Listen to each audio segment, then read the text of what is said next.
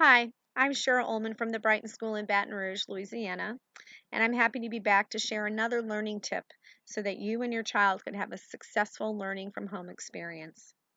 Last week, we talked about the organization of time and materials, both essential skills to help your child be prepared to learn at home. This week, I'd like to add to the executive function of organizational skills and include planning. How do we use the time that we've organized ourselves for so that we can be efficient in our work and effective in meeting the due dates we have set for us? I'm going to offer a few steps for you to consider as you help your child navigate the world of planning time. The first thing I would encourage your child to do is to separate their assignments into content area types. So put all the ELA in one stack, put all the math in another, and so on. Once that's completed, then you subdivide those stacks into types of tasks. So, do you have review problems to complete? Do you have a chunk of reading and questions and answers? Do you have a longer term project that needs to be completed?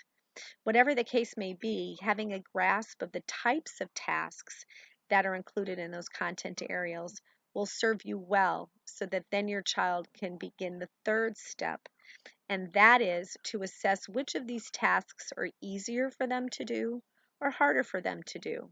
Which content area is easier for your child to complete and which one is more difficult.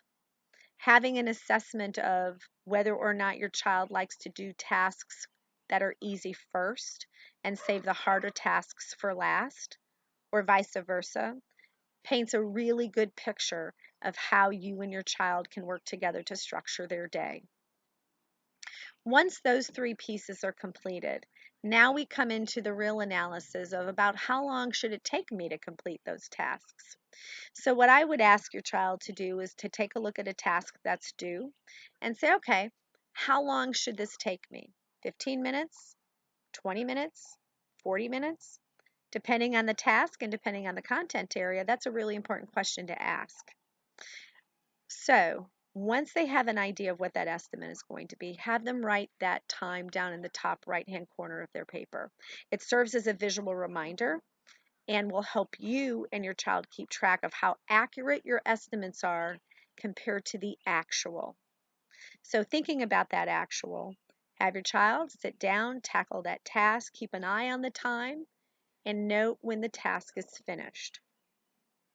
And write that time underneath the estimate.